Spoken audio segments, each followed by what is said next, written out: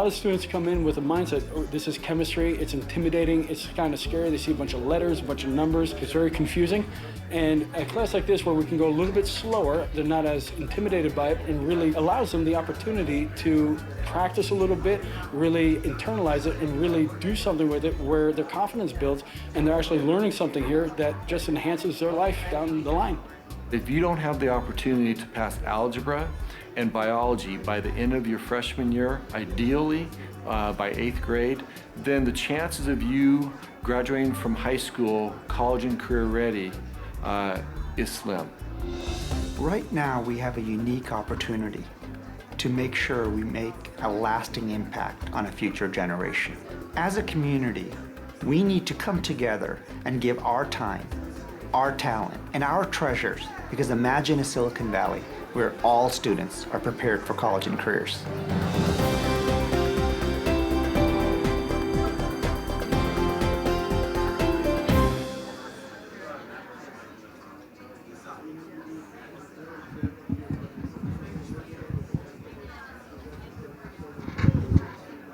All right.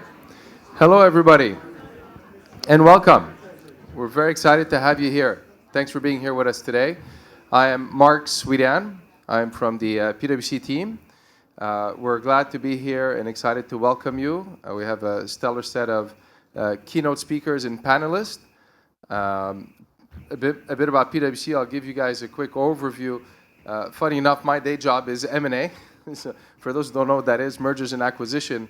But my passion is transforming education. So that's what I do on a part-time basis. And I sit on the board of the Silicon Valley Education Foundation. And shortly, Mohammed will come talk more about what that is. So a few things. Let me give you a quick introduction. But first of all, just so you know, all on the top of your program, that may take a few seconds to set up. It's not algebra questions, nothing too complex. What it is that if you want to ask panelists questions, either your smartphone or any connected device, go to the website www.sli.do.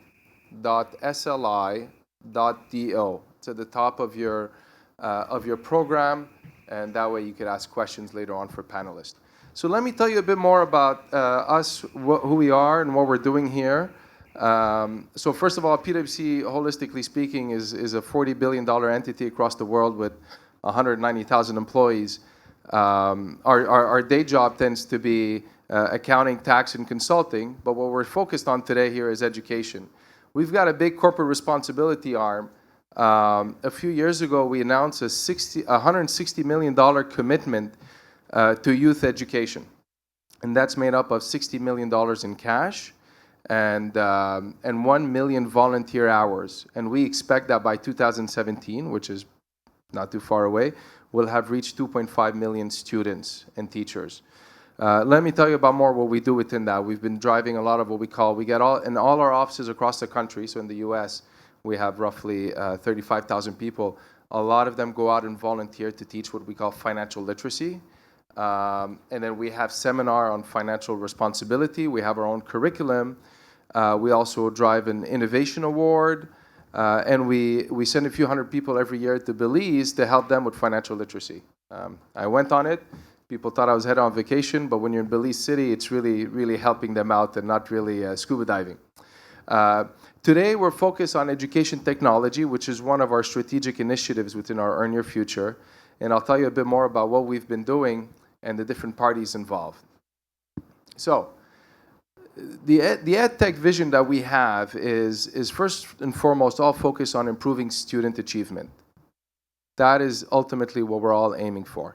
And given we're in Silicon Valley and we're the world center of innovation, a few of us got together and said it's kind of embarrassing that we're in Silicon Valley and we're not world class when it comes to delivering education by leveraging technology, because we have the world's best technologists right here present with us. So with that effect, we got a few parties together and we said we're going to take a three-step approach. The first one is PwC working with the different members and interviewing different schools out there that have experimented with EdTech, put together a paper, which hopefully you all have a copy of and you'll all read it. And I'll share in a bit the insights. Simultaneously, the East Side Union High School District, which you'll see they're part of the panels today, initiated a bond and are in the process of implementing an EdTech plan. And of course, whatever we were finding along the way, we were sharing with them. And the third element, which is what this is about today, is how do we get more schools and districts in the education system to be more aware of where they stand relative to technology for the sake of student achievement. So for that, the Silicon Valley Education Foundation got a committee together that is made up of, I just talked about the East Side Union High School District, and you'll see their panelists today. Also Nexenta, which is a disruptive innovator of technology. Ourselves, PwC, because we're experts in technology and change management. And the Silicon Valley Education Management Team, as well as some of their board members that include technology executives, of which you'll meet some in a bit shortly. So that's what we got together. And in short, let me tell you what we found. So what we found is, with this paper, is probably the biggest thing, the three biggest thing is what we have up here. Number one, when we put ourselves in the shoes of schools, they felt like there's a lot of fragmentation out there. They want to do something, it's hard to know where to start, there's so many decisions to make, so it was very confusing in their shoes. And so the second thing based on that is, what we found is there's a lot of programs out there, but a lot of them tended to be, hey, we got devices, we gave them wireless access, but it wasn't really about transforming the learning experience. And that's where we felt a lot had to be done. How do you transform the learning experience, which is hopefully what we're going to talk about today. And then the third is really having a more cohesive ecosystem. An analogy for that is, for instance, I've got a computer at work, I've got an iPhone, I've got an iPad. I could connect from anywhere. It always knows who I am. I always could see my calendar, my email. I could submit things. I could download files. There's workflow around. So it's more personalized. It knows who you are, whether you access from home or school or library. So that's a more complete ecosystem. So with that, what we've done is we decided, how do we share that knowledge with everybody else out there, especially school districts? So we've built an assessment tool, and there's a table out front that you guys could see about how school districts or IT directors of school districts with their superintendents could complete an assessment. It takes about 1 or 2 hours to complete the assessment, roughly 31 questions in it. Honestly, whatever gets completed is really to help you understand what you have and what you don't have. What you decide to do with it is a district's choice. Everything you completed remains confidential to you. We only analyze aggregate data, and that's the only thing we would share publicly.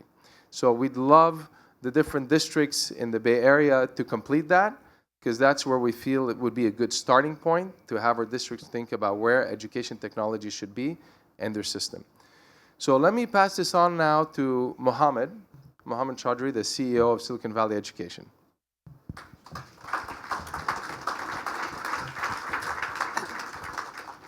If you don't know Mark has been a great driver in making today possible and developing all the tools we need and all the infrastructure, and make sure you get a paper that he talked about outside before you leave as well.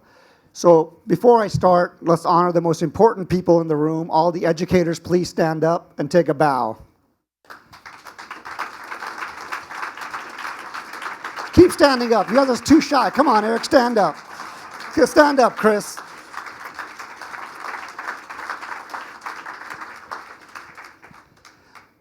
They work very hard to make things possible. Everything we talk about, they actually go do, and they do a great job at it.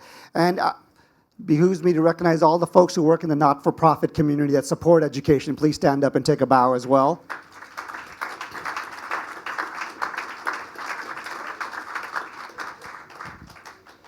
You'll hear from lots of them, and hopefully you'll meet a lot of them soon, but very proud of our newest board member, Patty Cortese, is here. Patty, congratulations.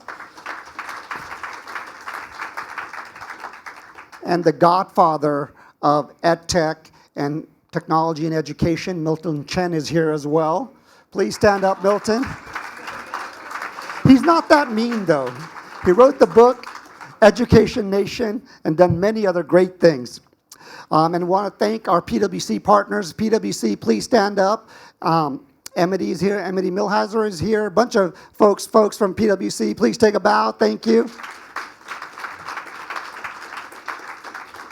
And the Silicon Valley Education Foundation team is here as well. Take a bow as well. Being an EdTech conference, we want to make sure if anything you walk away with a good memory. So go ahead and pull out your cell phone, get to your camera, and take a selfie with the person next to you. And you can tweet it with the hashtag EdTech or with the Twitter handle, SVE Foundation, or many others. Please go and take a selfie. Come on, guys. Have some fun. Amy, you can show us how to take a selfie.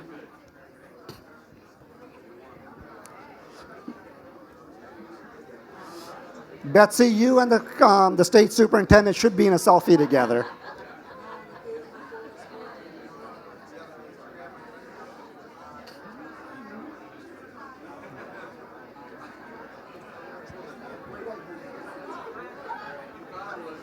Yeah. I thought it took a lot less time than I thought it would take. So with that, I want to tell you a little bit about. I need a teacher in the room to quiet down the room. With that, I want to tell you a little bit about the Education Foundation. If you haven't met us yet, we'd love to talk to you. We are absolutely obsessed with preparing all students for college and careers. If you go to the next slide real quick, we do that in various ways. We have our Elevate program. Come see it. Come volunteer this summer. We are working on A to G. Manny Barbera is here. If you have any questions on A to G, come talk to him. We have lots of great programs to make sure all our students in the Valley who, I was talking to Mark and others earlier, behind these curtains is a fabulous view, which I hope some of you get to see before you leave as well.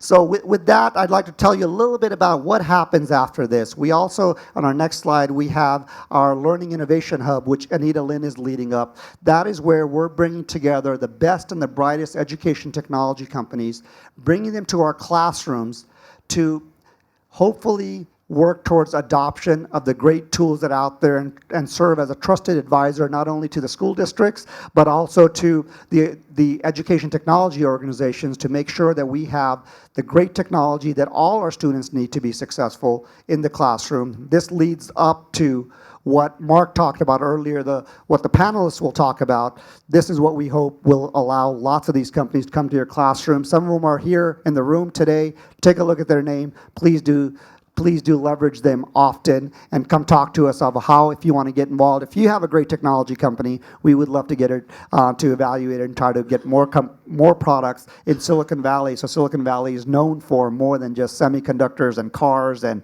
microprocessors, but it'll be known for education innovation. We'll guarantee you that, Tom. Give us a little bit of time. With that, I would like to transition to introducing our first keynote, which is our State Superintendent of Public Instruction, Tom Torlakson. Tom is the 27th State Superintendent.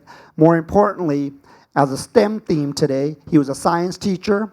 He's a cross-country and track coach, led 12 championships, and has done many great things for our state, including the heroic implementation of Common Core. If you thought that was easy, take a look at some of these other states that are doing it. That is a very tough job, as well as he started the CDE Foundation, which is making sure that the state, that his department, CDE, the California Department of Education, the State Board of Education, we leverage philanthropic dollars to support the great work they're doing as well. Please join me in welcoming Tom Torlakson.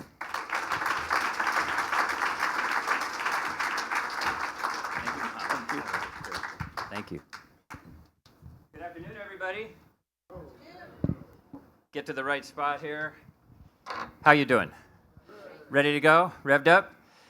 Appreciate so much the leadership here in the Valley. I'm a coach, as was mentioned. Team is my theme, and do it in my department, do it with all the wonderful school districts, 10,000 schools in the state, 1,100 school districts, and really enjoy it when we can get together, kind of a partnership we have here, rich partnership that we have in Silicon Valley. And again, Mohammed, thank you for your incredible leadership and vision. He's been a close advisor, confidant as we move forward on a number of initiatives. He was part of our Blueprint for Great Schools, our task force on education technology, and is a key person in our education foundation that we have to invest more money in innovative projects.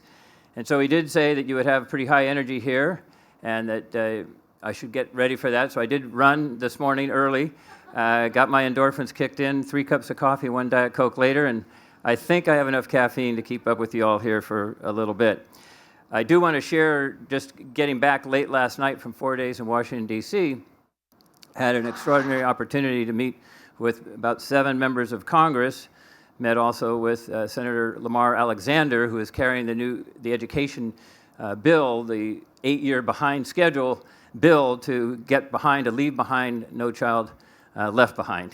And so I went with a little bit of skepticism, but as I talked to Congressman Klein, who is the Republican leader in the Education Labor Committee, who is also pushing a bill in the House of Representatives for the new ESEA, the getting off of the No Child Left Behind, but get moving forward in a more innovative way. And by the way, we had the opportunity, it was rather extraordinary. The president said, come on over. There was 35 of us school chiefs. We sat with the president for an hour. He had very cogent comments about what he would support and what he wouldn't support in terms of a package, and I won't go into those details. But he started his talk with us as school chiefs, and most every one of the school chiefs had been a teacher at one time. He said he just had come from a science fair with 5- and 6-year-olds, and these fifth and 6th graders, and they were just fascinating. One of the girls had developed a page turner, some kind of a contraption that would turn pages, but it was set rather fast. And the president said, this is rather difficult to keep up with this page turner. And she just said, well, Mr. President, this is just a prototype. There's more coming. And then he cited another, a 6th grader, another girl, who was doing some kind of algorithms analysis of growth of antibodies and sort of on a track to curing cancer. And apparently there's actually some legs to her research, and she may be one of those ones who, again, spark the imagination and get creative and find wonderful solutions. So I think it points out, though, that we want to keep the natural curiosity of kids alive, the natural sense of wonder and exploring of the world alive. And we want to give them the greatest support so all children can succeed. And a lot of that revolves around teamwork. Again, the team theme. How do you spell team? T-E-A-M. And what's that stand for? Together, everyone accomplishes more. And you have a great example of that here in what you're doing here with the Silicon Valley Education Foundation, what PwC is doing and leading. And again, congratulations. That's marvelous teamwork. We need the tool that you developed. That's a great tool. Maybe export that to the rest of the state, not just keep it here in Silicon Valley. The idea of being able to do assessments of readiness in technology, where you are, where your gaps are, and how to fill them. And so appreciate that leadership. And again, it's so important bringing technology into the schools. We started 15 years ago. We were asked by Mohammed to give a little background on where we're going with this. But 15 years ago, I saw a lot of potential. I believe that education technology would be a game changer. And since then, of course, it has become a game changer, and we're closing the gaps at a rather fast clip, but we have a long way to go. But it is unique partnerships like the one that led to the supports for Eastside Union High School District. We look forward to hearing about that success story. Just working with a number of companies and groups. EdSurge, we just, Betsy Corcoran, you know, is going to be one of your panelists later. We just worked out an agreement to create a summit for superintendents and principals and technology advisors of companies throughout the state of California on education technology and how to invest most wisely and effectively. So thank you, Betsy, for your work with that. And again, Nextenta and City of San Jose, we look forward to hearing from Mayor Liccardo in terms of some of the innovative teamwork you're doing here. I was asked by, again, Mohammed, to look at the work of the California Department of Education, some of the work that I've done and led as we've gone forward. We know that education, public education particularly, is the key to the success and strength of our economy. And I believe, and I think we all share the belief, that for education to be as successful, engaging, and exciting as it should be, that we need to invest and have the best technology available for all of our students. I worked on an idea, a one-to-one computing capacity, the 24/7. We called our initiative, the initiative is No Child Left Offline. And so we did that starting about 10 years ago. And a lot's happened since then, and I'll recount a number of those things. But again, I believe that we have to have a strong education technology. We have to be at the top of the nation in what we do and how we invest and how we use and how we train teachers to use this technology if we are to have a strong economy and, again, be back at the top of the nation in our economy. So one of my very, very, very top priorities is to modernize, to expand, to improve education technology in all of our schools. We have a big plan, and technology is now a centerpiece to that plan, but our plan includes, as you well know, implementing the new, more rigorous state academic standards. I'm going away, by the way, from calling them Common Core standards. I like it better when we call them new rigorous state standards. They're our own. They come from California. We invented them. We were part of adopting them. We did adopt them. It's not Fed Ed or Obama Ed. It's not from somewhere else. It's our state standards. And around the country, of course, Common Core has been kicked around as a political football, and so we avoid that. And by referring to our new rigorous state standards, we also bring in next generation science standards and make sure that our students are well taught and our teachers are well trained to teach our students in the most innovative, engaging way to be critical thinkers and problem solvers. And so this new academic set of standards is part of our plan in giving local districts more control. So one of the other things that as a teacher, I always assign homework.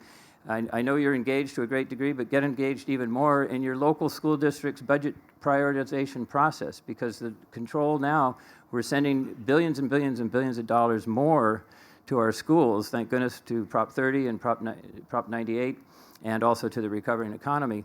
But there's a chance to shape an agenda and investment plan at the local level, and that's part of our big plan. We are developing a new accountability system that takes a look at the big picture, defining success not just as 2 data points, 2 numbers on a math and English language arts test, but in a more comprehensive, broader way, more of a dashboard approach, multiple measures of defining what success is and how you do and how you deploy education technology, how you use the data on the day-to-day learning, and how to use the data from the interim tests and the summative tests to better inform instruction.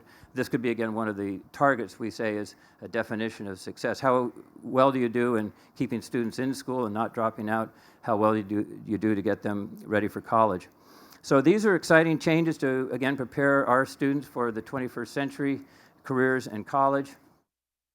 And it is an exciting time. We formed an education task force. Muhammad was a key member of that task force. We have a report entitled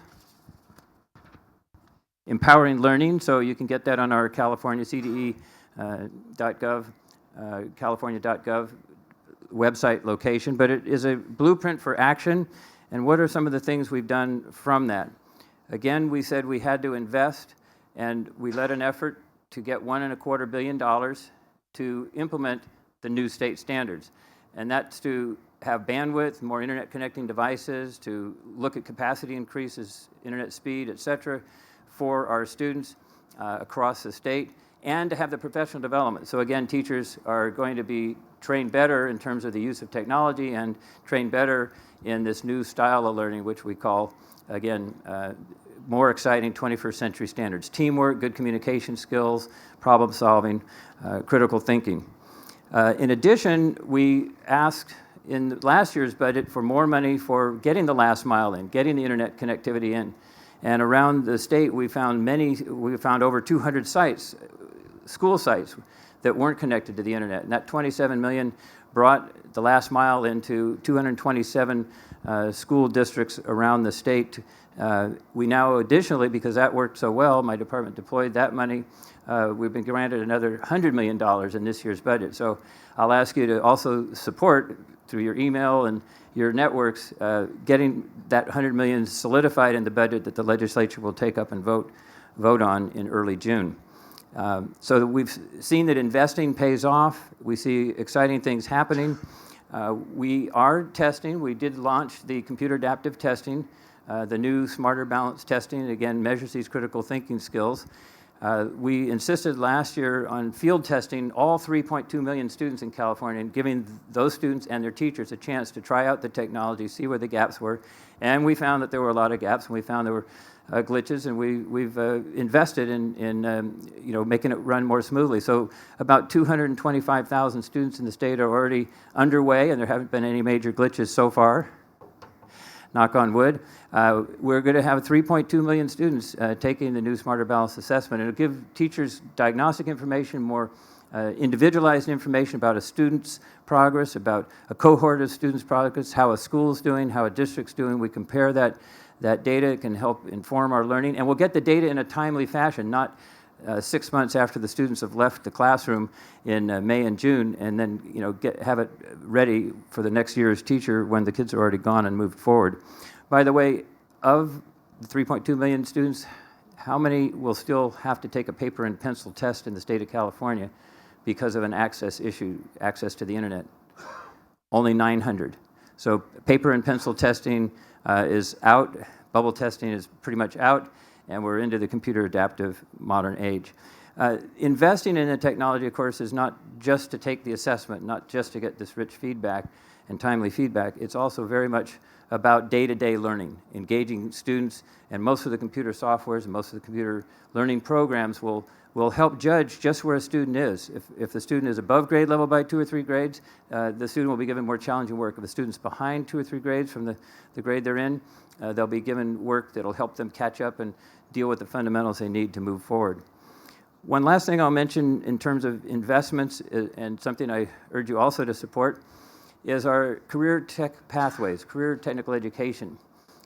We were given the chance by the governor and legislature to put $250 million out to competitive bid. We had about $800 million of projects, ideas chasing it.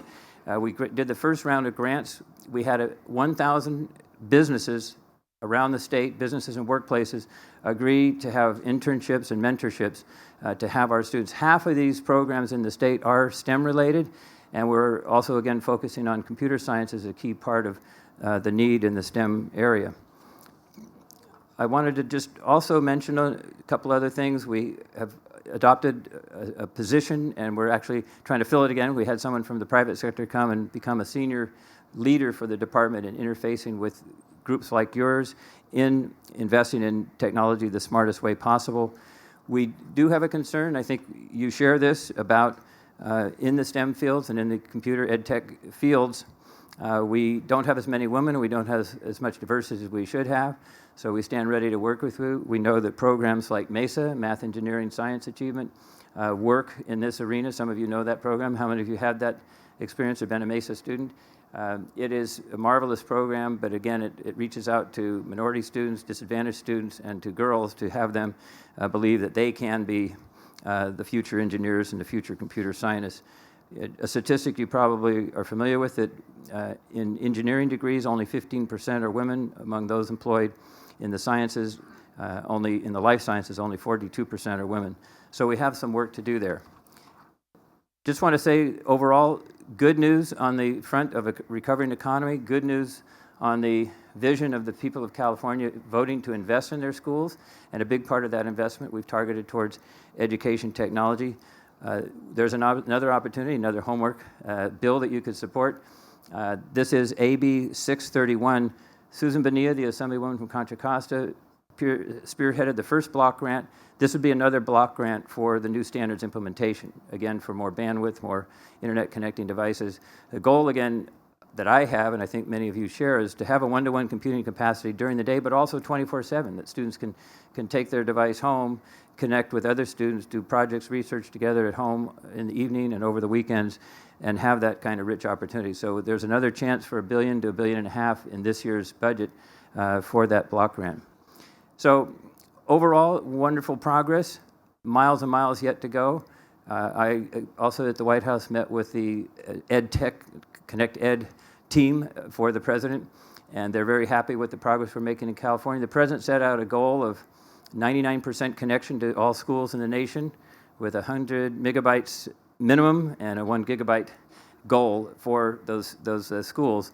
California is about 85% on the way to meeting that goal, but we're behind. We're behind several other states. In California, we shouldn't be behind, right? We should be right there at the very front.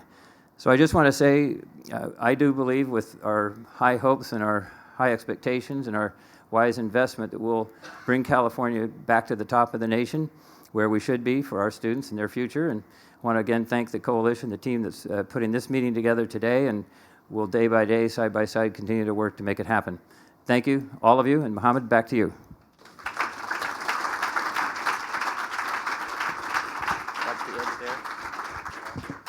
Thank you for your leadership. Thank you very much. Boy, I love that. No child left offline, huh? We're going to copyright it. Okay. Thank you, Tom. All right, we're going to have the first panel come up now, and we are honored to have them here. And then Barbara Marshman, we're lucky to have her as our moderator from the San Jose Mercury News, a cherished newspaper here in the community. Mohammed, any more selfies you want people to do? Any more tweeting? Which way are you going? All right. All right. If for those who came in later, there's plenty of spaces on that side. Come on in. Let's have you sit down. And here, Barbara, you come on this side. Yeah, actually, if I could have a hand mic, it'd be great. Thank you. I need to see my panel, and I'm afraid I'll fall off the stool if I'm on a stool. Thank you very much. It's great to be here. I'd like to ask each of our panelists first to go through and just tell us a little bit about who they are and why they're here, what their interest is here. Would you like to start, Dave? Yeah, I'm Dave House. I'm chairman of Brocade Communications. I'm an engineer and high-tech executive who's semi-retired, 23 years at Intel and CEO of Bay Networks and president of Nortel and a few things like that. But in my semi-retirement, I got very interested in technology and education because at Intel, I was part of the team that was leading the change that happened in the office and in industry when we moved away from selectric typewriters and carbon copies and physical inboxes to today where people do work anywhere. And I've seen what technology can do, and I've got confidence that that change is going to happen in education. In fact, our kids are driving us into the use of technology today. And so I'm a member of the Tech Museum Board and the Computer History Board and the Silicon Valley Education Board and a member of the Education Technology Committee that put this together. Thank you. Mark? Hi, my name is Mark Farrell. I'm a senior financial advisor for Dale Scott & Company. We're a financial advisory firm that works with school districts and community college districts here in California to develop financing plans for facilities and technology.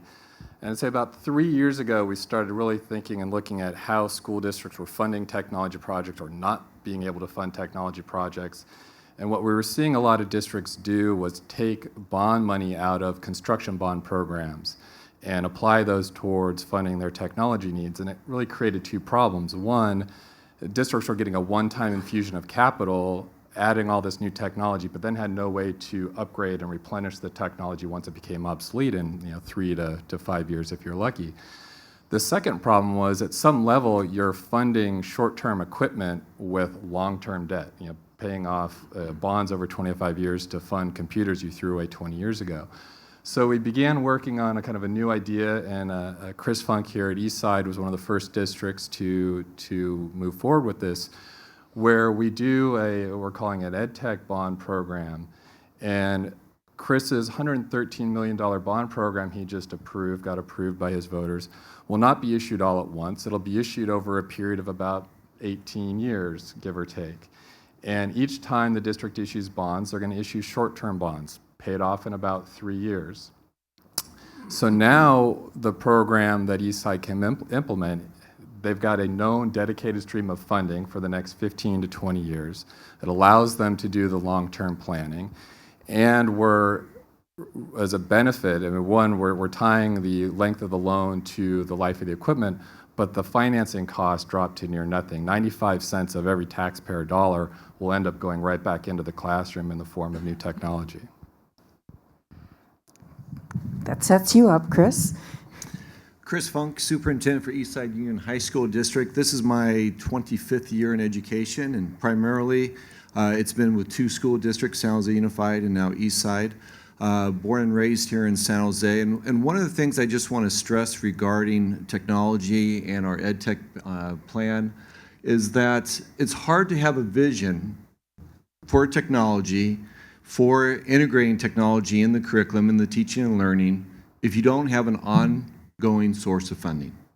Because as Mark mentioned, you can go after grants, and the grants will last 2 to 4 years, the life of the technology, and then the technology falls or it is ready to replace, and you don't have that funding stream. And so in order to have that vision, you need to have the funding stream. You need to be able to have 4 key components. That's the infrastructure, that information highway, that data storage, that cloud capacity. You need to be able to provide wireless access 24/7, not only in your classroom, but from home, and that's part of our plan. You need to be able to provide the professional development, the time for teachers to really understand and use technology in a way that benefits learning. And then you need to also be able to have the gadgets in the hands of our students.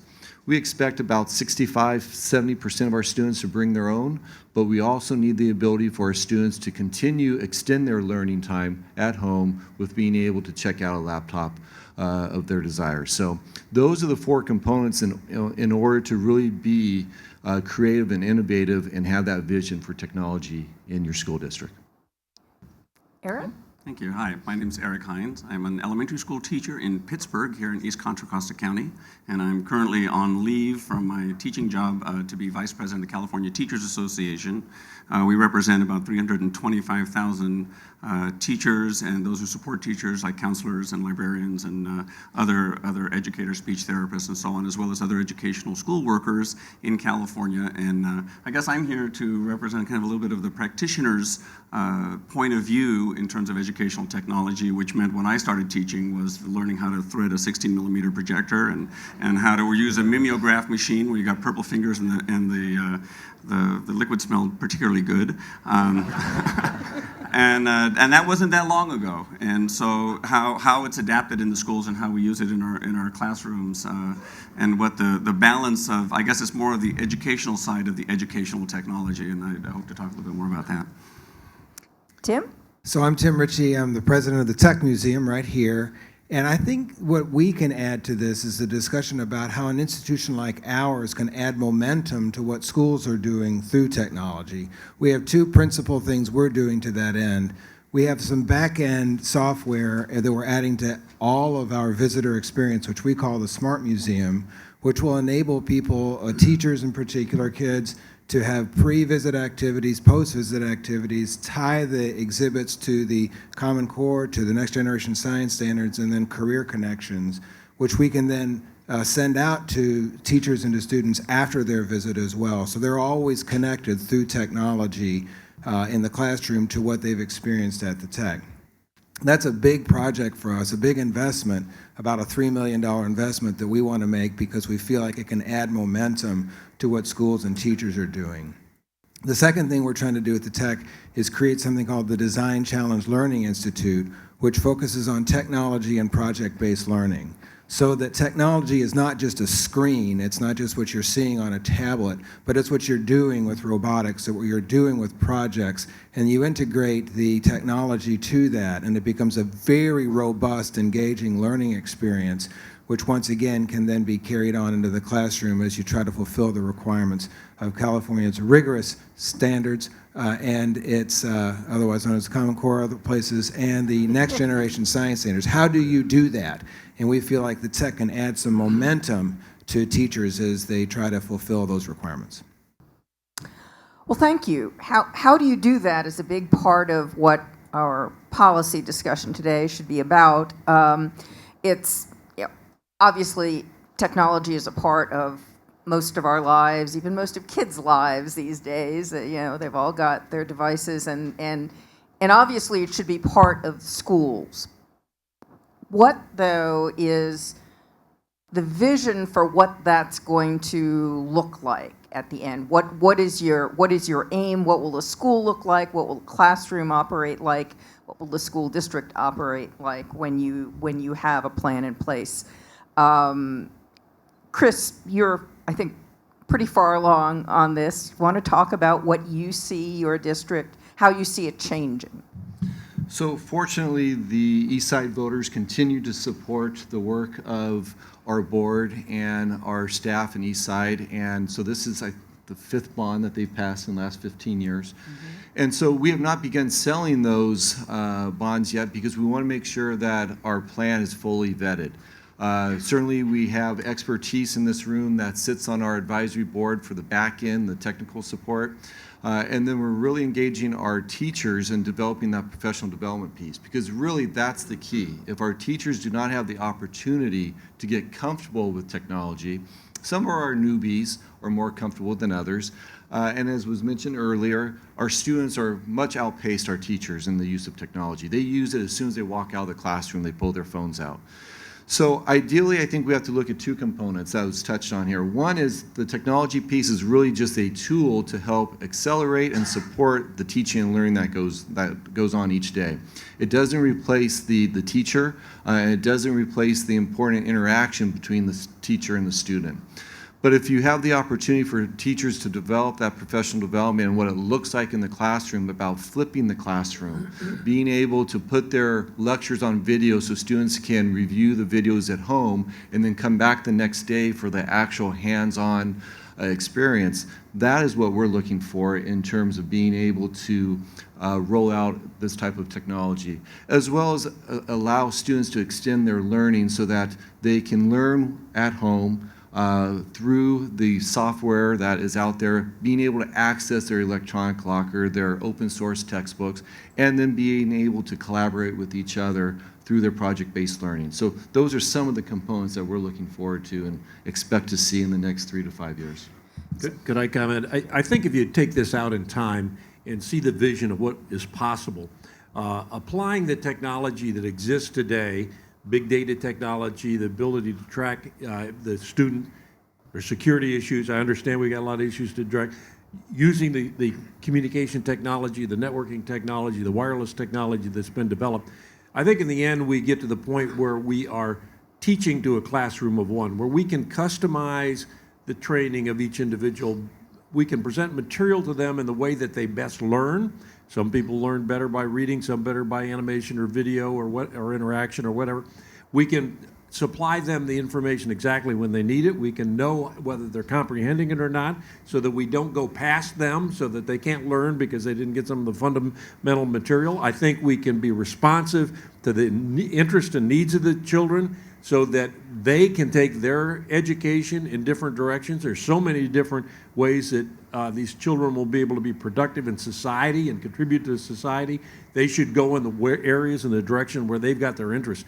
And my long-term view and vision for what EdTech does is it allows us to really educate to a classroom of one.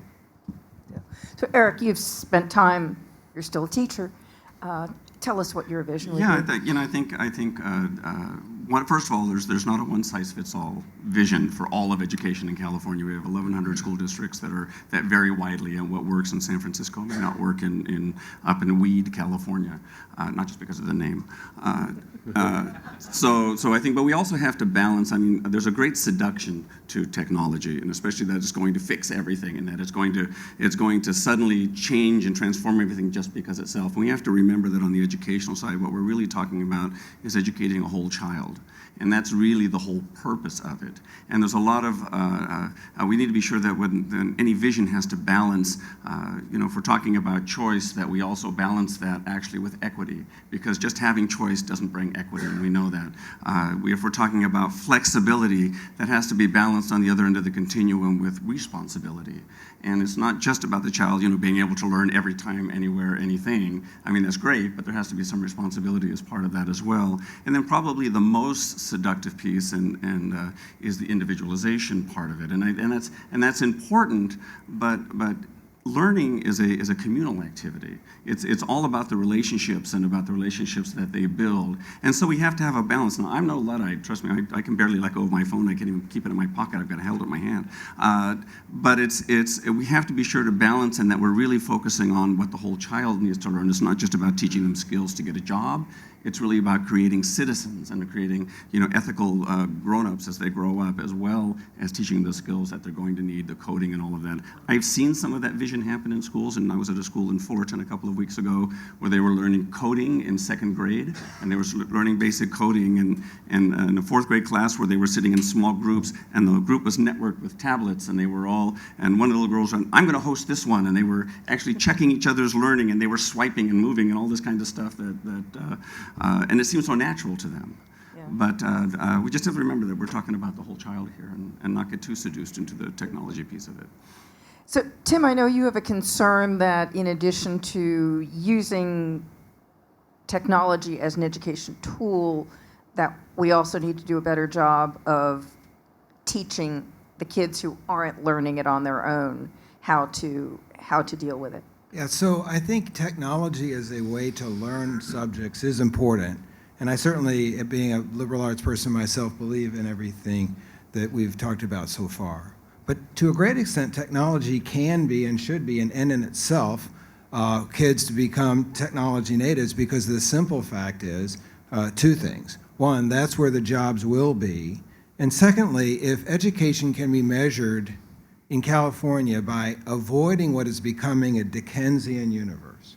We are becoming a Dickensian world between haves and have-nots, best of times, worst of times. And what's going to be a thing that's going to help a low-income student go from where they are to where they can be? There will be no force multiplier greater than technology. There will be no force multiplier greater than becoming a technology native. So yes, it is important to have engaging technology to learn algebra, to learn humanities. But technology as an end in itself will be very important to enable a kid, especially who's a low-income kid, to get from where they are to where they can be. Otherwise, it could be a very dark time in our country and in our state because of this Dickensian world we're creating between haves and have-nots. Thank you. Mark, did you have thoughts on this, or you're more from the financing end? I want to be more from the financing end and how to help a district get to the point where they're able to actually implement. Well, why don't we move to that? Because a couple of you, we were talking earlier, a couple of folks mentioned that the money, it's a shame, but the money is really important. You need the technology, you need the training. Talk about how you approach this when you're helping a school district figure out what to do. Sure. I mean, I think what we've seen as we look across the state, and every community is different, but one of the things when we do surveys, voter opinion surveys, technology is consistently one of the highest priority projects that every community have. You typically see 70–80% voter support for technology projects. So you're starting with a project that the community likes, but from there, you really then have to start looking at what is the district's plan and really getting that plan communicated out to the voters. One of the other interesting things we do in these types of surveys is we ask a question about how long would you be comfortable funding this technology plan, 10 years, 15 years, 20 years, et cetera. And what we see is kind of an increase. As the time extends, if we go to, say, 15 to maybe 20 years, we actually see voter support increase for the measure, and then it starts to tail off again. And what you see is, how we've interpreted that is, voters understand that this isn't a one-time solution. The districts need a long-term plan to create this technology. They're willing to give districts time to implement this as long as that plan is communicated, and then they'll kind of come back and see in another 10, 15 years whether or not they want to fund another round of technology. Chris, that was your experience with, you just sailed through with the bond measure last year. Well, I think the story was important, and we had the right people at the table, the stakeholders, to support us in it. Our board was behind it 100%. And if the message is simple, and if you have a history of taking care of taxpayers' money, as we have in Eastside with our construction bonds, it's that much easier to sell technology and the ability to have wireless access in the community for all of our students. That was a huge selling point. And for our teachers, the ability to have the time, that's what all teachers want time. You know, teachers talk about pay, and I think teachers should be paid more than what they do get, but it's really about time. They want the ability to provide meaningful feedback to their students, and they want the ability to collaborate together and really be innovative in their approach to teaching. That's the number one thing that I think this technology bond will provide our staff. Anyone else have thoughts on the financing end of it? Yeah, I would add that you know, we're in an era now where we have local control funding, you know, at the district level with local accountability plans, and that any kind of funding plan also has to build into the future and be sustainable, because it's not just about buying the stuff or just doing the initial purchasing or the professional development and all. It's about, you know, 5 years from now, all that stuff you bought is, well, if not a year from now, is already going to be outdated. And so it has to be a substantial plan about how are you going to renew it, how are you going to maintain it, and as well as the accessibility for students at home. And make sure you raise enough money to handle the professional development and the upkeep of the maintenance and the support, that you've got a broad solution. And that's what this assessment tool that we talked about earlier is really meant to do, is to make sure that you've considered all the factors. Too often the funds are just for the hardware or for a piece of the solution. Barbara, on the local funding, it's interesting if you go on websites of school districts and there are comments about local funding, there's always a broad support for purchase of technology. It's very interesting to see how much this local funding, even though it's a very new thing, people who are paying attention to at least the early returns would be that people would favor the use of local funding for the wise use of technology. Yeah, it's great. I was really pleased that Chris's bond, the district's bond, went so well. Talking about assessments, accountability is going to be important as these things go along. And I'm guessing thoroughly integrated technology in schools would not necessarily mean a soar in student test scores in any way. Might help keep some kids in school. How do you tell people, how do you tell the public we're going to assess this program as we integrate technology into the schools with your tax money? So with the new California rigorous standards, a big piece of that is what we do call the living skills or the soft skills of critical thinking, problem solving, collaboration, creativity. And those are in the process of being developed in Eastside in terms of how we're going to measure. I think the end result is you have your key performance measures, which is your graduation rate, your dropout rate, your A through G completion. But what we've heard from industry is that they need workers that are able to think outside the box, that are able to problem solve, that can work communicate across different platforms, work together. And those are the type of things I think technology is going to allow us to do a much better job. And then we'll have to clearly define that. But we're in the process of developing those rubrics. Anyone else? I would just also add around the assessment. If you're talking about assessing students, then of course you want something that's not, you know, that's going to be, you know, some of the computer adaptive stuff that's formative, that gives you timely back information that you're able to collaborate. And I really want to emphasize what Chris said about time for teachers to collaborate with each other and build the assessments, build their assessment literacy as well as their testing literacy as they're beginning to work with students. But in terms of district accountability, we need to move away from just the single test score and think that we're going to buy technology and suddenly test scores are going to rise up and we're going to have a number that we can present in the newspaper to say, this is great, look how well it worked. Because that's not the way it works. It's much more complicated than that, and I think the direction California is heading now with the dashboard of things to choose from to indicate success and how that is working, and I think is the right direction. I have a sense these measures may be too modest. I think that at the end of the day, what people want to know is, are there less kids in poverty?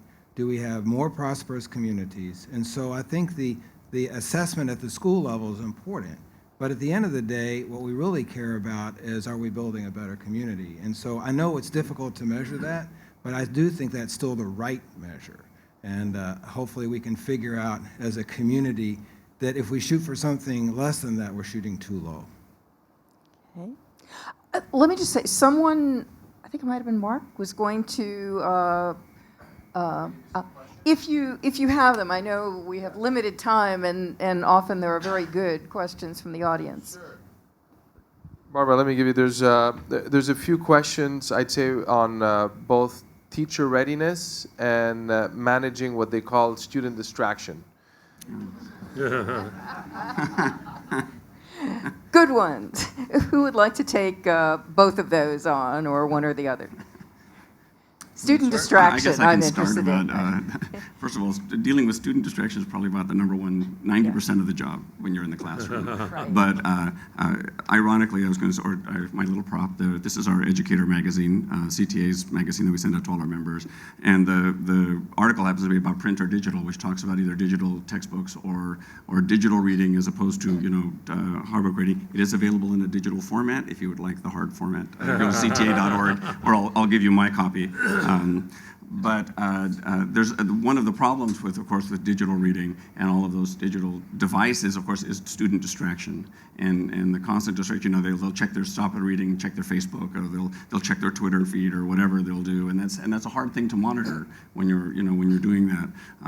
What we found out for most of our students, most of the students that we surveyed or the teachers we talked to, and here that students still like having the actual hardcover book to read. And we also have to be cognizant of the emerging research around how these backlit readers are affecting development of the brain and the balance again between just the sitting at a computer all day long, whether it's playing games or learning or doing whatever may be good, but also physical activity and actually interacting with the real world and still being able to build relationships and do those kinds of things that a healthy development needs to happen for a child growing up.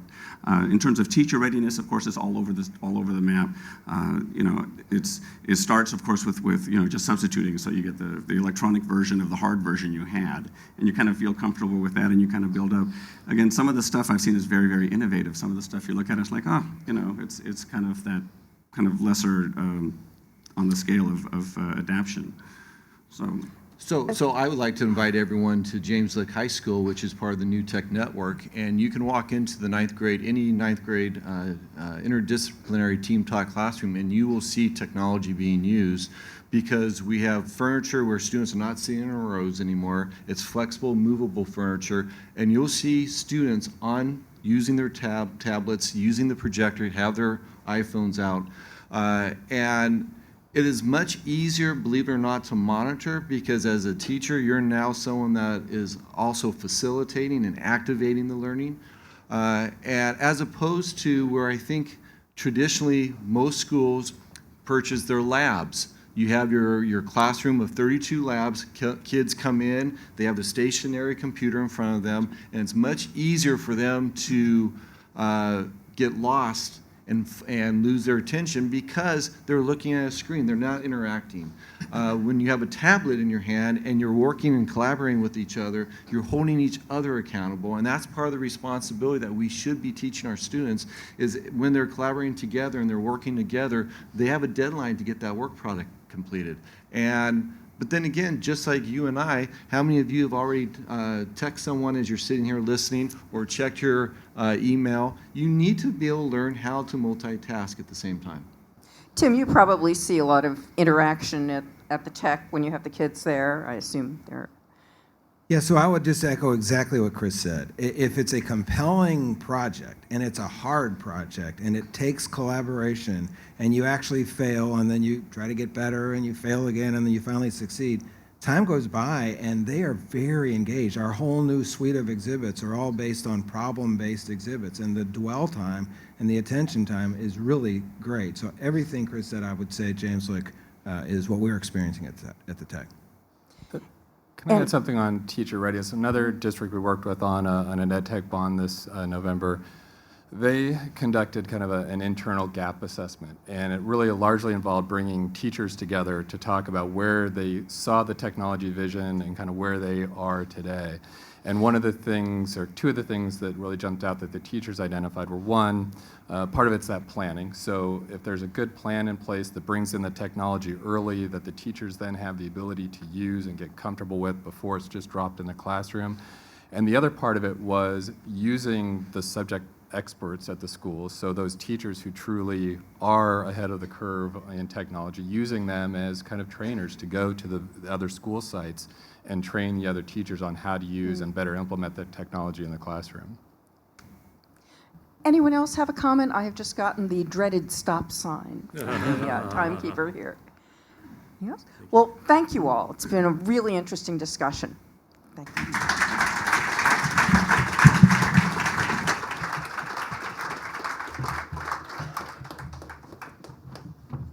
While the panel's coming off the stage, raise your hand if there's a seat next to you. There's some people in the back that may need a seat. There's some seats over here. Maria, if you'd like a seat. From the folks in the back, there's some seats right over here.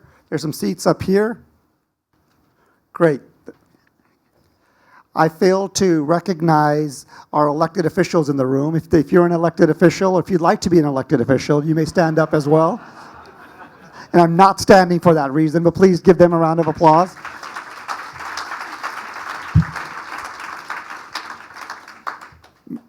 And is Sandra McConnell here? Sandra, please stand up. And Mr. Mayor, you need to hear this tweet. The tweet reads, awestruck, this close to San Jose Mayor Sam Liccardo. We know it's him because Education IQ called him Mr. Mayor.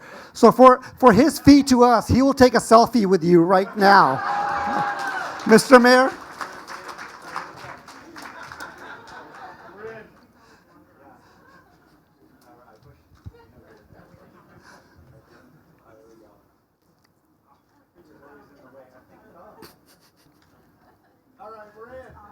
Thank you.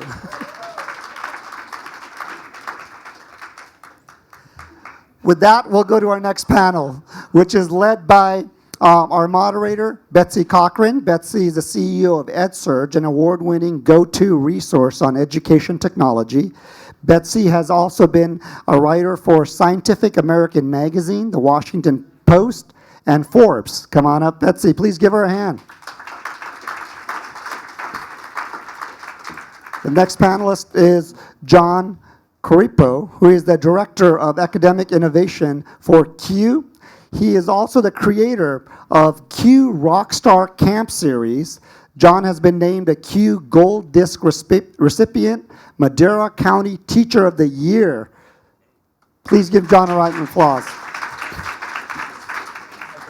Next we have Aditya Fotidar, who is with the CIO of Nexenta.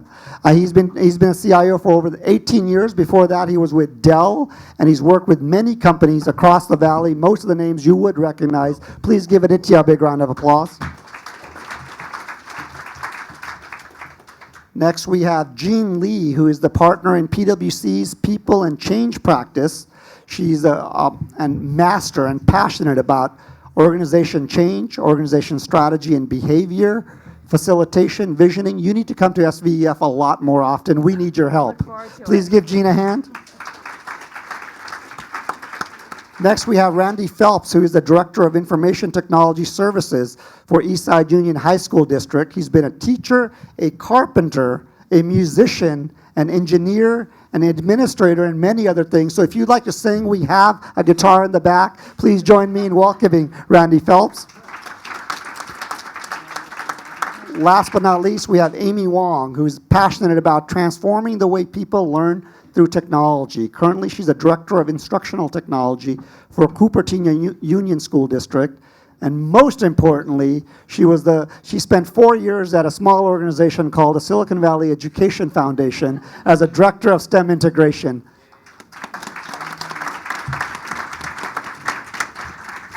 Thank you so much. I'm delighted to be here today. Mohammed, thank you so much for that very kind introduction.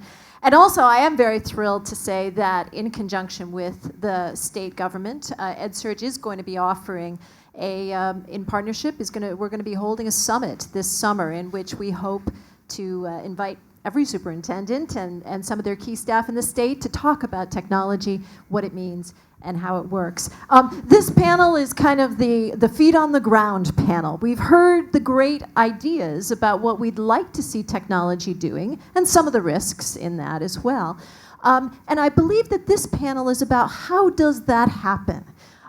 One of the things that's been so interesting to me, as having spent 20-odd years writing about technology in the workplace, and then really spending the last 5+ years writing about technology in education, is that there's a difference. We've asked our teachers, we've asked our schools to make a lot of changes. We also need to ask, what are the changes that we're asking technology companies to make? Because schools are different, and they're very different. So those are some of the questions that I would like to get to today. We've had this gracious introduction from Mohammed, so you don't have to kind of go and totally introduce yourself, but maybe what we could do is just kind of go through and tell me one experience, share with us one experience that you have had in implementing technology that kind of changed your point of view about what this means, about what it means to actually put technology into practice in a classroom. Would you like to start? I'll start this off with some fun. I'm representing the out-of-town guy. I'm from the Central Sierra, so I work in the foothills. If you guys have seen on Facebook where they want to split California into 6 states, the state I would be in would be the poorest in the nation. We want to keep you. Yeah, but little trivia, I'm a Palm certified teacher.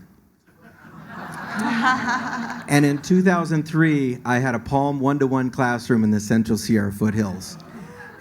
And what that brought to the way that my kids learned was amazing. And they couldn't even get on the internet, right? This is years before YouTube.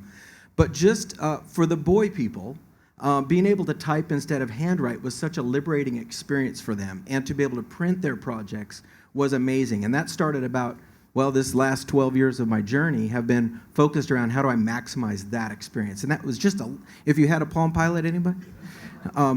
Not super capable compared to some of the new devices, but I saw into what was possible. And I'm just trying to maximize that. So tell us about one lesson that you've learned as you've tried to implement, as you've seen people implement technology in classrooms. Well, relating back to the previous panel, there is no technology that keeps kids on task. What keeps kids on task is better lesson design, passion, interest, creativity. Eric was talking about, the not getting into the robo-teaching model where all I'm using technology for is to not have to grade things. For me, it's exactly what he described. It's kids sitting around tablets, deciding things, presenting things, picking them up, putting them down, learning how to present, share ideas more quickly, and having access to the whole world instead of just what's in a textbook. Right. Adit? Yeah. So I think a couple of things. I've kind of heard the first panel there and could echo with some of the areas there. Technology itself by itself doesn't make or break. It's the how you understand the requirements and you understand the need to position the right technology for the right need. And stop on that for a moment, because it's really important how you understand the requirements and how you understand the needs. So how are we understanding the requirements in classrooms? I think that's going and listening to the teachers, understanding what's the problems are, what are the barriers to getting the education, how do we get the technology helps you to get the materials into the homes, into the students' hands 24/7, how to architect the course materials in ways that are not possible maybe with non-technological approaches, right? To open up that innovative door for teachers to innovate, right? Not just be frozen to a particular way of doing things, but really to start exploring different ways of teaching that can then be applied to different students differently in terms of their best way of learning, right? So I think those things are the same things that are happening in the business on the enterprise side, and I speak more from a kind of a public-private partnership kind of experience and an area. But we see the same thing over there. It's like, how do we have our engineers be more innovative by opening up their capabilities of what they can do, what they can code differently, or they can use different languages, and they can be free to do things differently to create that innovation, right? So it's innovation in education for the teachers, and how technology could help, right, drive those things. Jean, as you have analyzed these things, have you found anything that's different in the approach to putting technology in classrooms than companies? Yeah, it's a great question. I've recently been getting more and more involved in the mission here with SVEF through PwC and Mark Sweden, and have had a lot of interesting conversations lately, because we thought, there's got to be a way to leverage what we do in the commercial world in the education arena. And I'm finding there to be lots and lots of parallels. And I think what it comes down to for me, the lesson that I learn over and over again with my clients, is that it's really not about the technology, it's about the people. And more and more, we look for ways and strategies to focus on the person and how to make them as successful as possible, because people want to be successful. They want to be great in their job. They want to do good work. And I think same with students and everybody who's in this education ecosystem. Teachers want to do a great job. Superintendents want to do a great job. But it's about helping them understand what that is and what that change means and how they can leverage the technology in the best way possible. Randy, you've been on the other side of some of these questions. You've certainly had companies coming in and talking to you and saying, you can use this great stuff. What do you get from them? What do you need from them? Well, I've been lucky. I've actually been on both sides of the conversation. I worked for a company that put the eye on the internet for 10 years. So I've been the person talking about what the solution would be. And so to your original question, I worked on a lot of strategic initiatives where the kids would get devices. And I know when I was a first-year teacher in Eastern Kentucky teaching up in the hollers, I knew that if my kids' heads were down, that they were in the off position.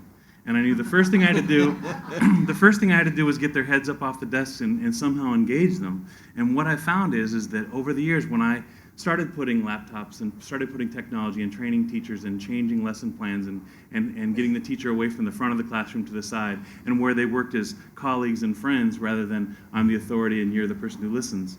When you give kids context and when you give them room to grow, they suddenly lift their heads up off the desks and they engage. The thing that I used to tell people when they would come from New Zealand, Australia to come and see the districts that I was working in to see if they wanted to do that there, I remember telling them that I couldn't guarantee that scores would go up, and I couldn't guarantee that teaching would improve, but what I could guarantee the kids would not have their heads down anymore. They may not be doing what you want, but they would be doing something, and that's an opportunity, and I've always been an opportunity person. You just keep that wheel of opportunity spinning, and eventually the kids will grab one and ride it. And that's really they call it the gamification of education. There's a lot of terms for it. But the key is to keep providing kids with opportunities so that they latch on. Same for teachers. And that's kind of going to be our goal with the training, that we're going to just keep the opportunity wheel rolling so people can grab it when they're ready. Amy, you've also worked with a lot of teachers.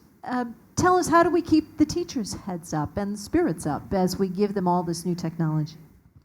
Well, I think one of the really important things when working with our teachers is to keep them focused on what it is that we want our students to be able to do. It's so easy to get caught up in the next new technology gadget. There are so many apps out on the App Store that it's easy to lose sight of that. And that's where I think a lot of the distractions come in, is because there are just so many different ways that we could be learning information. But we really want to focus teachers on what's the outcome that we're trying to get at.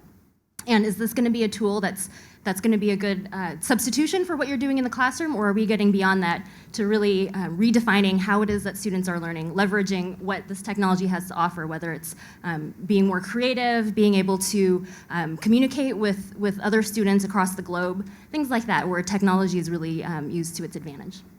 And I've got a nice add-on. How many of you are aware that in England now, coding is an official second language all kids will learn, right? And then just what she was saying is that how many kids like Minecraft? Minecraft became the program that all Northern Ireland schools will now have at the middle grades. So that's a nationwide deployment. Talk a little bit about partnerships. Some of you have been involved with partnerships. Some of you have tried to broker relationships between nonprofit organizations, between companies, between schools. Give me a word of advice. If I'm a school, how do I want to work in partnership, in a healthy partnership with companies or nonprofits? What should I What should I ask for? Well, there has to be mutual interest. Mutual. So talk more about that. What's the interest part? I mean, I used to have a boss who used to talk about the radio station WIFM, which is what's in it for me. And even when people claim that they're not subscribed to it, they all listen to it. And so one thing that I found is in partnerships, like, we all have to be responsible, good, moral, upright people, but we also have to work toward our interests to where that they're mutual interests, where it's a good fit.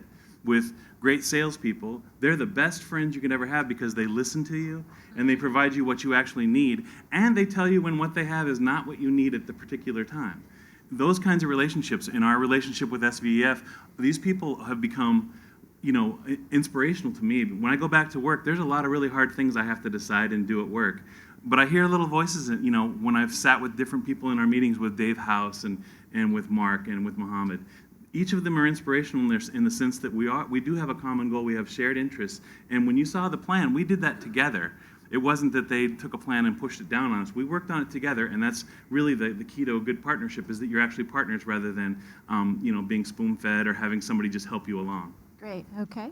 And it's tough in the foothills because I'm not surrounded by all this industry, but we have local companies that we worked with, and they don't want to see the same thing better. They want to see something else better. And so they don't want to see better mission reports. They want to see something that's different and better. I get that reaction a lot when I say mission reports. But I think it's important to go in with the idea that we're going to change the educational experience. Because a lot of times your best business supporters have children, and they want their children's outcomes to be better. So they're not just looking for the same old thing better, they're looking for something new. Great. I'd love to hear an example. We heard some great examples in the previous panel about what's going on in Eastside. There are other schools in this area that have really done some remarkable things. Milpitas has been doing some great stuff as well.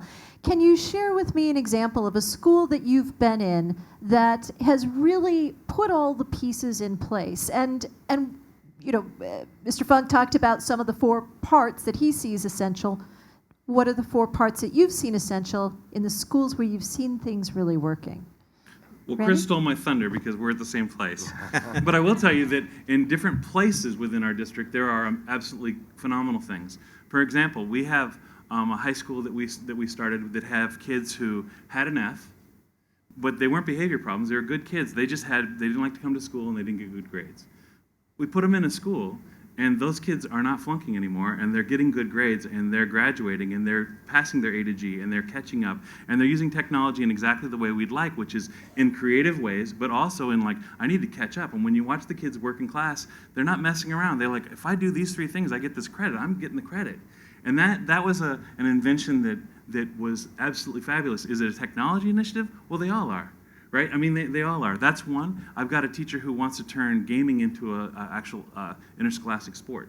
So they have leagues going, and we've started sponsoring them on the weekends, and they're coding, and they're building their games. And I mean, it's absolutely amazing. And that gamification thing, again, those kids are really engaged. But again, remind us, what are the essential elements? We've talked about infrastructure, we've talked about bandwidth, we've talked about the need for devices. What becomes non-negotiable? What do you need to have in those environments to get those kinds of effects? If you're familiar with the triangle of Maslow's hierarchy, there's 2 new bottom levels, which are battery and Wi-Fi. Then we work our way up to air and food. It's great to be able to tell Mr. Torlakson thanks for getting us that Common Core money last year, because in the county that I was just in, we went from being Windows XP to having one-to-one take-home iPads for our 7th and 8th graders countywide. We went from having 3 computer labs out of high school to being 1 to 2, and next year 1 to 1. We've revamped our entire wireless setup so it now actually works. So when kids have devices and Wi-Fi, that's the baseline. Now, how'd you do that? It's hard for me to believe that it happened in one magic wand swoop. I'm a really good shopper. And we tasked some earlier money that we had, but it was primarily Bonilla that powered that. And then we sat down together and said, if we turn off these servers because we're going Google, how can we take that money and put it towards device refresh? If we turn off our spam filter because we're going Google, how do we take that money and pay it forward? If we plan well and we don't have to hire additional IT folks in the way that we image and distribute, then we don't need to use that money for personnel, which frankly that money disappears every year. It's great to have more people. But again, my thesis is once I have Wi-Fi and bandwidth and devices, then the magic of teaching can start appearing. One of the most essential elements that I found is professional development for our teachers. That is just absolutely essential. If we don't show them ways that technology can be used as a tool to integrate into their instruction, it's useless to them. They don't have that need. They don't see, why should I use this technology? So being able to work with them through that professional development is really essential. And then beyond that, that's also being able to promote this mindset of risk-taking. We really want our teachers to be able to say, okay, I want to try out this new technology tool. Let me try this. I know it might fail, but be willing to take that risk. Right, because you really have got to, everyone has to be willing to change their mind. So my first day when I was at Eastside, we had 1,386 kids, or people, users, that included the offices and everything. 1,386, we have 24,000 kids. 1,386 people were on the network. So I was like, that's crazy. And everyone said, oh no, we're managing it so great. You know, the rules, the policies, they're all working. I was like, like give everyone like the Wi-Fi credentials, like get them on. You know, we've got the filter, we pay a ton to like have this, like turn it on. We run about 17,600 people on the network all day. Now, Ava, you're in the audience, so it's slow some days, but that also, that also allowed us, we're going from 1 gig, which was the goal, we'll have 10 gig pipes, both our backbone, our internet connection, and our wireless will be at 10 gigs next fall. And then we'll add in the part that Sam's going to talk about a little bit about the community wireless, which is going to be phenomenal. And when I've led IT departments, our motto was always use the whole internet up today because there'll be more tomorrow. And give me 1 or 2 pulse checks. Okay, if you're going to do a health check, you're moving all this technology in, you're putting all these people on the band on the network. What are 1 or 2 elements that you need to make sure you've got your finger on that pulse, that you've got a healthy implementation, that things are moving along, that you're not going to have parents screaming off the top of their heads at something? What are a couple of things that are absolutely essential to monitor to make sure that you're going to be continuing this growth? If you're doing it right, you will have some people screaming. Jane, what have you seen? It's an interesting question because I recently had a conversation with you and Chris about taking the pulse of your stakeholders. So again, kind of trying to apply some of the stuff that we do with clients in this environment. And the things would be, you know, some like satisfaction. Do you know what these changes are about? Do you know how to use the technology, and are you happy with it? Does it make your life easier? You know, some simple questions along those lines. And if you know, you get some responses that say, you know what, I actually really don't know what this is all about, then you know that you can do something about that. Maybe there's more training, maybe there's more learning that you can put out there and respond to that. But to me, it's about, you know, satisfaction, and are you able to do things better because of this new change? So I think what we're talking about is, like, to his point, battery and, you know, the wireless, right? Working your way up. Until you have that, you got nothing. By getting what we're talking about right now, getting those basics in place is just like laying out the roads to connect traffic, right? The work starts after that, right? To build the education apps on top of that, to deliver the education, to open up that innovation of the mindset of the teachers to be able to teach, right? And really take advantage of that 24/7, not just in the classroom, but even outside that, right? One thing which I practice is a kind of, I would say, you know, design for change, because things will change. Teachers will change on you faster than, and actually my users change on me faster than I can even think of it, right? Our kids change on us before we know it. So you have to design for change, but be able to manage the change. And to your point, which I think she talked about, is how do you have a feedback process into the teachers and the parents and the students to know what's working, what's not working, right? And that kind of will make that engine roll and continue, be a continuous improvement cycle, right? Without an IT department that answers your tech needs as a teacher, you're gonna have a hard time. Communication is critical. Without administrators that are backing up teachers saying this needs to work, you're gonna have a hard time. So there's also that human element of talking and working through. When I do large change projects where we're moving from this to this, I always start with a coalition of the willing. I find a few people that want to change, I build a little fort of happiness around them. And after a while, some of the teachers say, I want some of that. And I say, oh, by all means. And it's a very, very subtle process. It takes about 2.5 years. But if you support people that are doing innovative things and make it clear that this is favorable activity, but you don't have to, they never get a chance to get negative about it. And over time, they see that it works, and they tend to get on board. Do we have any questions from the audience that we want to include? Yeah, we do. Now, we did get quite a few questions, but they're hard to all ask. Let me try to give you guys the hardest one. Thanks, Mark. How are these boots on the ground folks addressing the how of teaching? Where does pedagogy fit into tech's integration with academics, right? So how do you bridge that gap, given there's a lot of technology knowledge, but how do you bridge it back to education? And to put a very fine point on it, which I've heard from some teachers, is Minecraft really got much pedagogy behind it? No, and that's where the magic of teaching appears. Okay. The teacher has to have a mindset. I love Sagata Mitra's TED Talk where he says, you play the role of the English grandmother, and you say, that's amazing, what else can it do? So you don't tell kids what they do in Minecraft. You say, we need to learn about ancient Greece. How could we use Minecraft for that? They will tell you. But talk about this question of pedagogy. How do we make sure that in our rush to make sure all the bandwidth works, and the batteries are there, that we don't lose that part? It comes back to what is this technology tool doing and what is it for? And really, is it about that technology or is it about what students are learning and what role that technology piece can play? Like Minecraft, like using any Google Docs, like using even just your iPad mini with the camera, like how can you use that for learning? What are all the different ways? Because it's not just, we're not just giving a student a camera and just saying, okay, go have at it. We're scaffolding that knowledge growing. They go hand in hand. I mean, one of my favorite things that's developing on LCAP, I'm hearing discussion that LCAP plans are going to now be asking for specified professional development, because without that, it can go bad. It really can. You can turn kids off. I've seen classrooms where kids don't want to use technology, and that's not what we're looking for. So the teacher training part is critical. But it's really a mindset shift. We don't have to teach them every app. There's one critical thing about that I think is important in this in terms of when we're talking about pedagogical concerns. That is what the computers do that we could never do before. So in our country, we have a Republican form of government where we elect people to vote for stuff. We're moving to an age where we wouldn't have to do that anymore. And that individual, right? So the greatest concern we have in our society today is how do we protect that individual?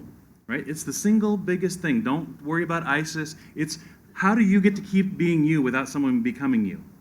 That's going to become the single biggest problem we're going to have over the next 10 years until we can figure out, because retinal eye scanning doesn't work that well. After you're 40, your fingerprints start to go away. That all goes away. So what does that have to do with this? And here's what it has to do. For the first time in the history of the world, we could educate individual kids at the pace that they need to go to. And we have the computational power to do things like predictive analytics, to do examinations so that as a teacher, I know when I was in a classroom of, in Kentucky, 42 kids, when I had my 42 kids, I taught a group of kids, and I graded a group of papers, and they were a group of 11th graders. It doesn't have to be that way anymore. We can get it down to where people can go at the pace they need to go at. People can learn at the rate that they learn in the way that they need to learn. We have the way to help that. That's never going to take away the art of teaching. In fact, it's the enhancement. It makes the great teacher really great because they have the time to be able to see. What's really awesome is when we finally have tools that tell us what we should do next as a teacher, to give us suggestions. Tommy didn't really get that as well as you may have thought he did, right? Good teachers will do things in the classroom where they'll go, got it? Good teachers will do the thumbs up, not quite, I'm dead, right? That's how we used to do it in the old days. Now the kids can tell you along the way so that they can be quiet about it. The quiet kid is the loud kid now because they can text you, they can Twitter you. So that's what makes it. Is there pedagogy behind this? Absolutely. In fact, it's the thing we always wanted, which was Socrates walking around with about 5 or 6 of us, having a conversation and really getting an education. This is the possibility of all this. So we've heard about some very interesting things, creating a fort of happiness, that our fingerprints may go away after we're 40. Depressing thought. And the power Well, of communication. not all the time. No more The privacy power of issues. communication, and that maybe sometimes we don't have to be afraid if there's criticism, because we are talking about change, and change is hard for everyone. And last but not least, the power of teachers, and in fact, the power of things like sharing budgets that give them a greater voice in all of the technology that's coming into their classroom. Please join me in thanking a fabulous panel. Thanks, good to see you.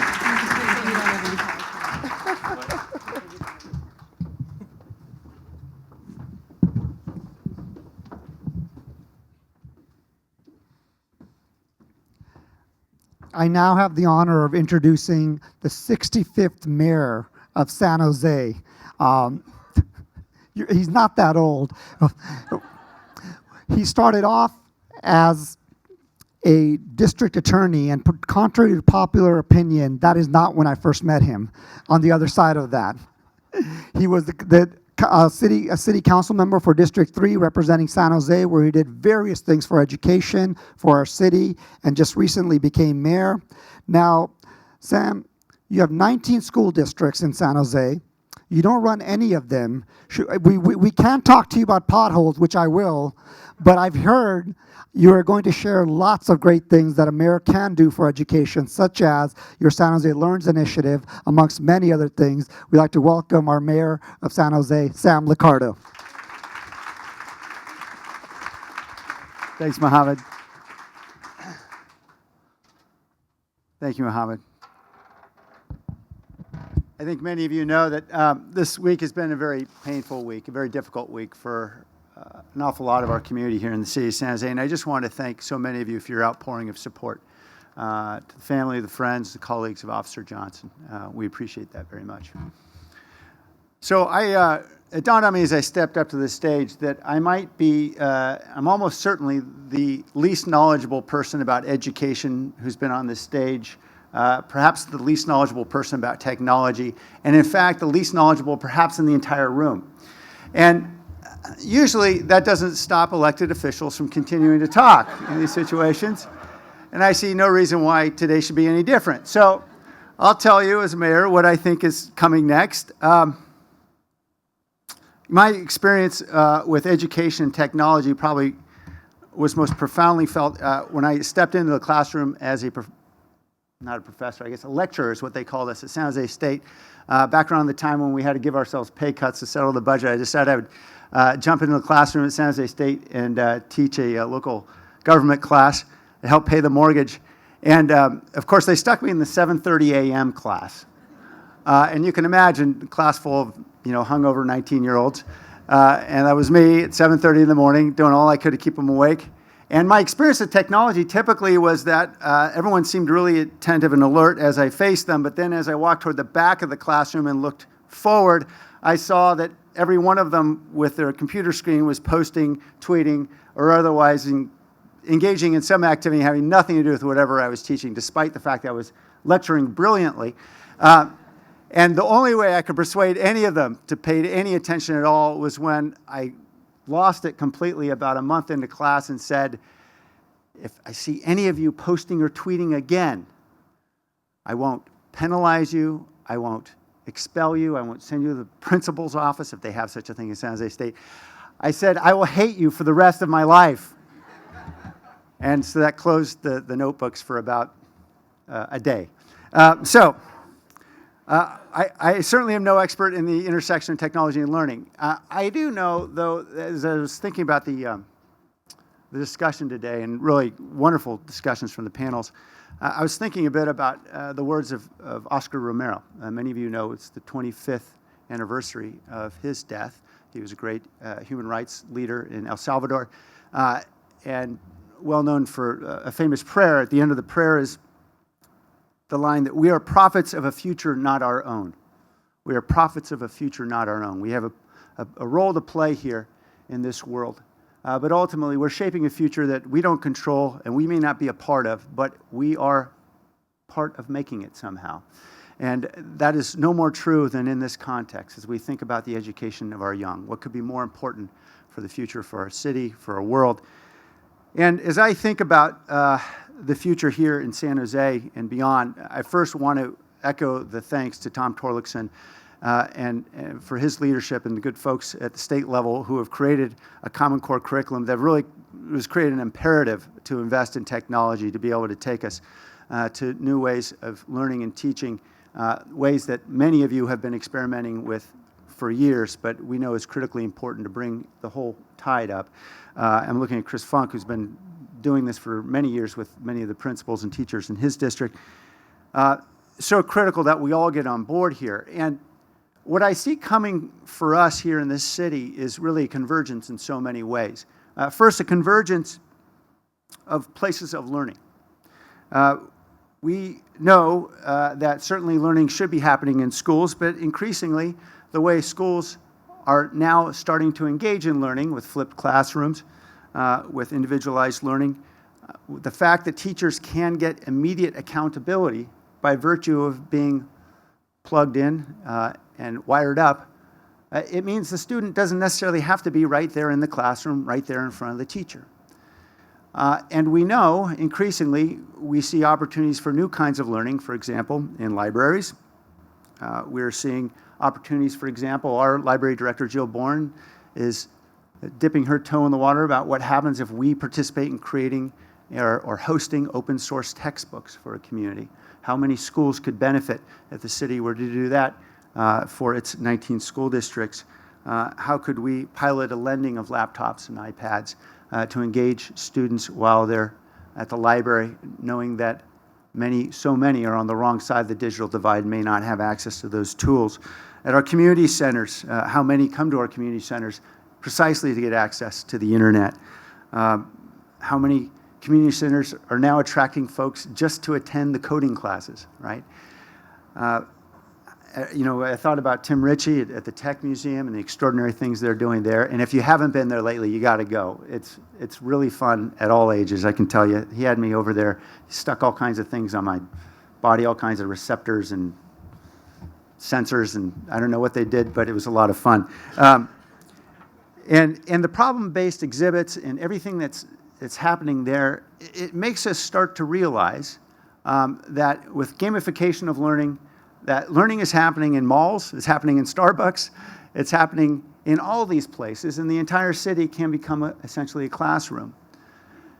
And as we start to think about that, the convergence of all these places of learning, new possibilities start to emerge about how we can engage kids where they are rather than where they'd rather not be. And that's not meant to be an insult in any way directed toward our schools, because we know our teachers are doing a great job, but we were all kids once, and we know there might be other places in the world we'd rather be than with our rear ends in the chair in third grade on a Tuesday morning. And so there are new opportunities for us to engage with kids in learning throughout our city, throughout our world. Certainly there's a convergence increasingly now of public funding and infrastructure as well, as it should be, because I can tell you, as a person who just ran for mayor, I can't tell you how many doors I knocked on. Somebody said, well, I want you to do this or that with our schools. I'd say, great, but as Mohammed pointed out, we have 19 school districts, and I have zero power over any of them, as it should be, since I am not the education expert. And yet, we're increasingly observing opportunities to break down the silos between city and county and school district in very unique ways.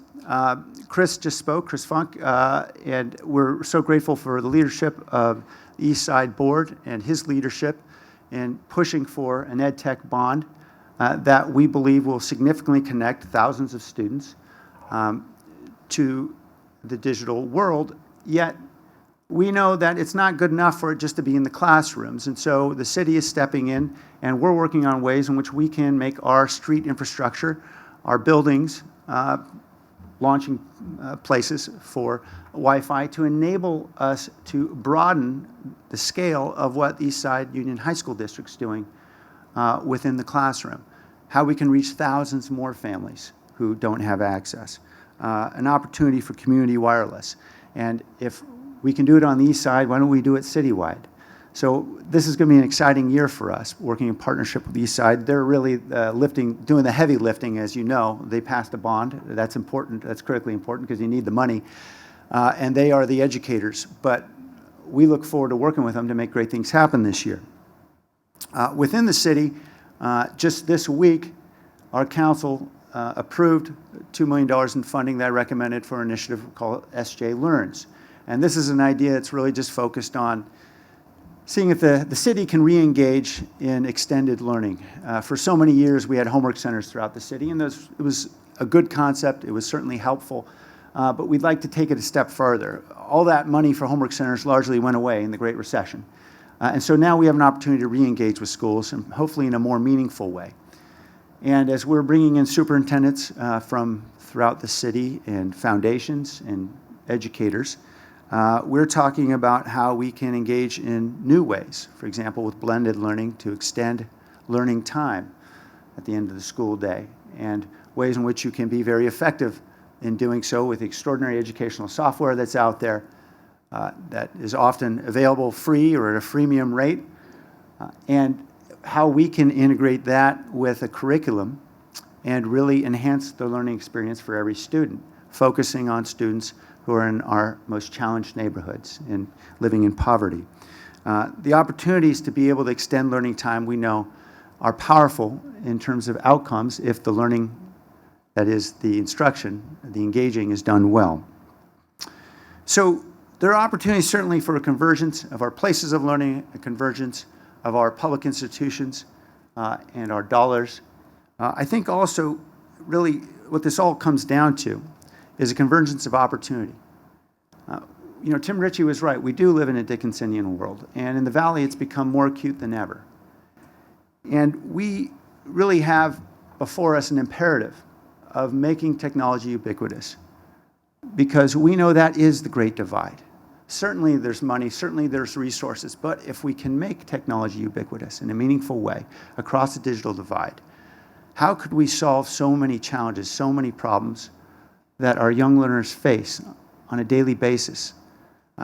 We've often heard about the study that came out in the 1990s about the fact that kids who grow up in affluent families have heard 30 million more words by the age of 3 than children living in poverty.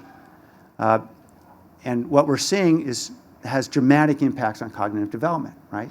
The ability simply to hear language. We know there are grave disparities, and I don't need to recite all the statistics, but we know what third grade learning looks like right now. Reading proficiency, countywide, 40% of our third graders are not reading at proficiency. In Alum Rock, it's closer to 56%. For English learners, it's over 80% are not reading at proficiency. How could we start to change that, particularly for children who are in home environments where obviously they don't have access to English-speaking adults who are able to engage them? How could technology help? There's great opportunities for us ahead, and I look forward to working with many of you who are the experts, who do know something about education and technology, to see how the city can play a more meaningful role, how we can be partners in helping to propel this city forward as a model for the rest of the country to ensure that every child can learn. Thank you, and have a good evening.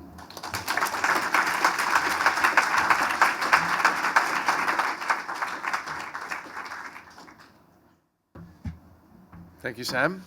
That was great. So, you know, as I step back and think about today, I didn't think we were going to have Sam and Tom come be our keynote speakers. I think we're going to have Barbara and Betsy be our moderators, and all these panelists, and really all this community of nonprofits and school people and academic people and for-profit people come together. And what it tells me is this journey we started a year ago has a lot of enthusiasm around it, has a lot of optimism, and we're all in it together. And we all have a big interest in seeing our students have a more prosperous future, right? So all that to say, number one, thank you to all of you for coming here today. Hopefully you all got what you expected out of it and more. I think it was phenomenal, everything we heard. A lot of knowledge shared, a lot of learning shared. And frankly, what we also heard is this path is not very clear forward. We know we want to get there. We know some of us are leading the charge, and that takes risk-taking, it takes ambition, and we all know it's the right thing to do. What I do say is it'd be great if, like I said earlier when I started, it'd be great if every district be it the 33 district in Santa Clara County, or the 19 in San Jose, or the 991s in California, every superintendent should have this on the top of their mind. They should know, all of them, where they stand and have a plan to say, where do we want to be? Not thinking about it, not talking about it would not be the right thing to do. So what I would encourage everybody is really talk to your superintendents, your principals, your teachers, escalate this up and say, hey, we'd like to know where this is going. Where are we going? What is our vision? And if you want to know where you stand today, we have a tool. We're ready to help them. So just contact us. We will be very responsive. Thank you again, once again, for coming. Mohammed, you want to come give a final word? Enough tweeting and selfies? All right. Thank you very much, everybody. We're very excited to have you here today.